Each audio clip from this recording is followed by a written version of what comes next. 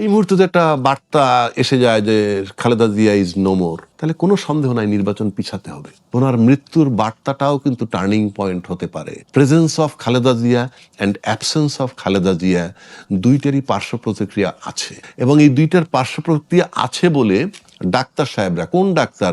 Political ডাক্তাররা, political doctor সাহেবরা নানান চিন্তা করতেন। মানে পলিটিক্যাল ডাক্তার, পলিটিক্স নিয়ে যারা ভাবেন তারা এটা নিয়ে রিসার্চ করতেছেন বলে আমার কাছে ধারণা।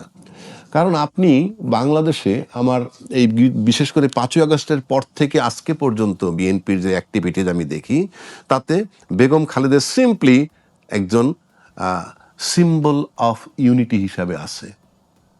আমি নিশ্চিত করে বলতে পারি বেগম খালেদা জিয়া যদি না থাকতেন এই ইউনিটিটার আরো প্রবলেম হতো। মানে আমরা এই পর্যন্ত আসতো না। আমি বলতেছি আসতো না।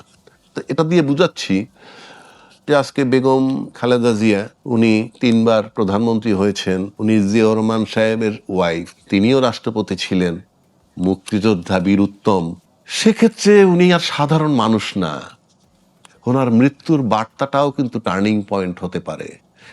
Presence of Khaleda Zia and absence of Khaleda Zia দুইটারই পার্শ্ব প্রতিক্রিয়া আছে, এবং এই দুইটার পার্শ্ব প্রতিক্রিয়া আছে বলে ডাক্তার সাহেবরা, কোন ডাক্তার? পলিটিক্যাল ডাক্তাররা, পলিটিক্যাল ডাক্তার সাহেবরা নানান চিন্তা করতেন। মানে পলিটিক্যাল ডাক্তার, পলিটিক্স নিয়ে যারা ভাবেন তারা এটা নিয়ে রিসার্চ করতেছেন বলে আমার কাছে ধারণা।